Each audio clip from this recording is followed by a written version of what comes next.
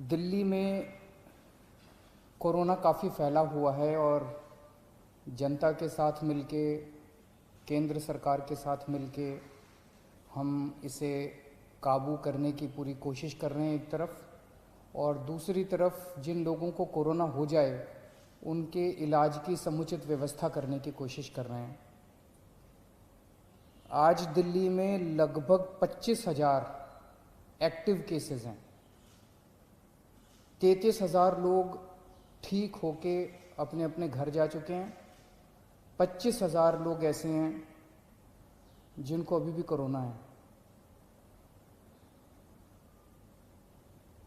अस्पतालों में इस टाइम 6,000 के करीब लोग हैं और 12,000 के करीब लोगों का उनके घर के अंदर इलाज चल रहा है। आज जैसा मैंने बताया, दिल्ली में 25,000 एक्टिव केस हैं। आज से ठीक एक हफ्ता पहले दिल्ली में 24,000 एक्टिव केस थे। एक हफ्ते के अंदर केवल 1,000 एक्टिव केस बढ़े।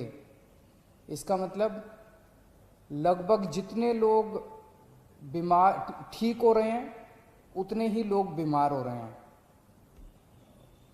एक तरह से फिलहाल ऐसा लगता है कि थोड़ा सा स्टेबलाइज हो रहा है। पिछले दिनों में हमने टेस्टिंग बहुत बड़े स्तर पे टेस्टिंग 3 गुना कर दी है। 3 गुना से भी ज़्यादा हमने टेस्टिंग कर दी है।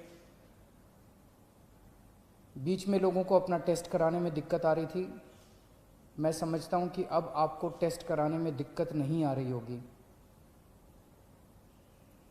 पहले लगभग 5,000 टेस्ट डेली किए जाते थे, अब डेली 18,000 के करीब टेस्ट डेली हो रहे हैं। बीच में कुछ लैब्स ने गड़बड़ी करने की कोशिश की थी। उन लैब्स के खिलाफ हमने एक्शन लिया, क्योंकि गलत काम तो किसी को नहीं करने दिया जा सकता। कुछ लैब्स ऐसी थी जो कि नेगेटिव होने के बावजूद भी पॉजिटिव दिखा रही थी जब उनकी चेकिंग की गई।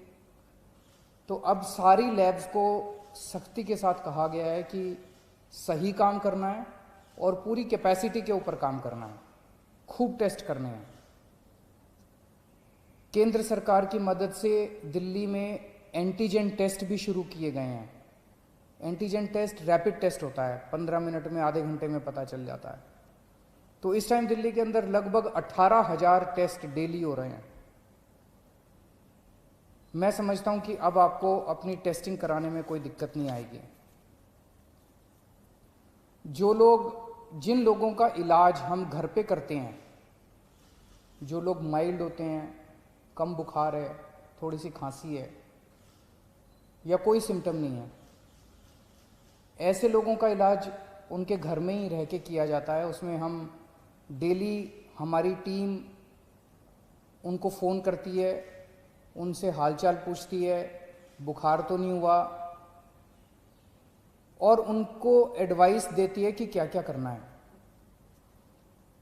अब हम इसमें कोरोना में हमने देखा कि एक ही चीज़ की समस्या सबसे ज़्यादा होती है कि मरीज का ऑक्सीजन लेवल गिर जाता है, मरीज को सांस लेने में तकलीफ होती है, मरीज को ब्रेथलेसनेस होती है और मरीज को तुरंत ऑक्सीजन देने की ज़रूरत पड़ती है।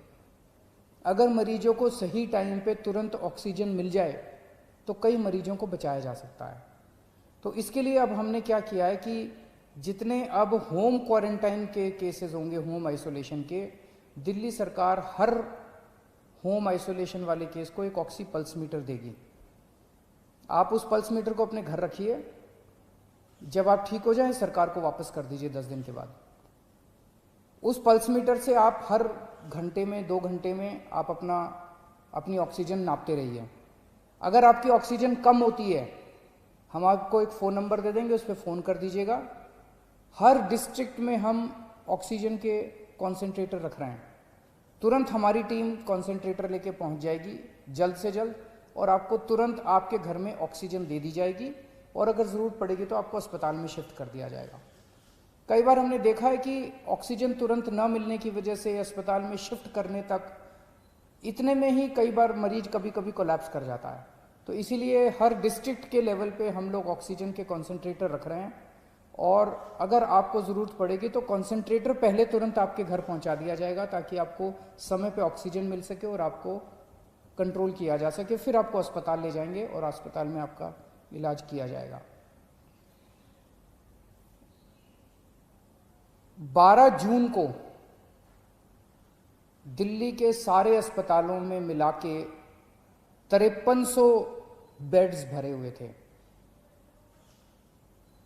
आज की डेट में 6200 बेड भरे हुए हैं। तो लगभग 10 दिन में केवल 900 बेड भरे।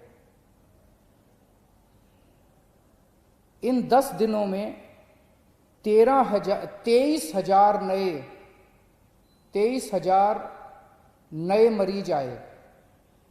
23,000 नए मरीजों में से केवल 900 बेड्स की ज़रूरत पड़ी, एक्स्ट्रा बेड्स की ज़रूरत पड़ी। इसके दो मायने हैं। एक तो ये कि जितने लोग अस्पताल में एडमिशन ले रहे हैं उतने ही लोग लगभग ठीक होकर घर भी जा रहे हैं, और दूसरा ये कि जितने नए केस आ रहे हैं इनमें सीरियस केस बहुत कम है। माइल्ड केस और एसिम्टोमेटिक केस ज़्यादा हैं जिनका हम घर पे इलाज कर रहे हैं। सीरियस केस बहुत कम है जिनको अस्पतालों की ज़रूरत पड़ रही है।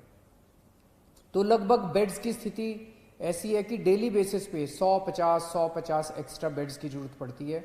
उतने बड़े स्केल के ऊपर बेड्स की फ़िलहाल ज़रूरत नहीं पड़ रही है, लेकिन फिर भी हम हाथ पे हाथ रखे नहीं बैठे। मुझे बेहद खुशी है कि आज की डेट में एक तरफ जहां 6200 बेड ऑक्यूपाइड हैं, 7000 बेड खाली हैं। बीच में थोड़ी सी बेड की मारामारी हुई थी, लेकिन हमने युद्ध स्तर के ऊपर सारे अस्पतालों से बात करके सरकारी अस्पतालों में, प्राइवेट अस्पतालों में आपके लिए बेड्स का इंतजाम किया है। आज की डेट में 7000 बेड्स खाली हैं। इस दौरान हमें केंद्र सरकार से काफ़ी सहयोग मिल रहा है। दिल्ली सरकार और केंद्र सरकार मिलके दिल्ली में कोरोना को काबू पाने की कोशिश कर रही हैं। ये समय राजनीति करने का नहीं है, ये समय आपस में लड़ाई झगड़े का नहीं है। अगर हम आपस में लड़ेंगे तो कोरोना जीत जाएगा, और अगर हम मिलके लड़ेंगे कोरोना से तो कोरोना को हरा सकते हैं।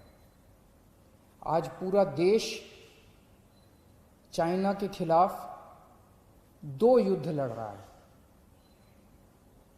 एक चाइना के द्वारा भेजे गए वायरस के खिलाफ, और दूसरा चाइना के खिलाफ बॉर्डर के ऊपर युद्ध लड़ रहा है। वायरस के खिलाफ हमारे डॉक्टर, हमारे नर्स, ये सब युद्ध लड़ रहे हैं, और बॉर्डर के ऊपर हमारे सैनिक युद्ध लड़ रहे हैं। आज पूरा देश हमारे डॉक्टर्स के साथ एक तरफ खड़ा है और हमारे दूसरी तरफ हमारे सैनिकों के साथ खड़ा है, और इन दोनों युद्धों को हमें पूरे देश को मिलकर लड़ना है। इसमें बिल्कुल राजनीति नहीं होनी चाहिए, इसमें कोई पार्टीबाजी नहीं, कोई गुटबाजी नहीं। सारे देश को एक होके कोरोना के खिलाफ भी युद्ध लड़ना है और चाइना के खिलाफ भी हमें युद्ध लड़ना है। हमारे 20 जवान पीछे नहीं हटे, हम पूरे देश भी पीछे नहीं हटने वाला। जब तक हम जीत नहीं जाएंगे तब तक देश पीछे नहीं हटेगा।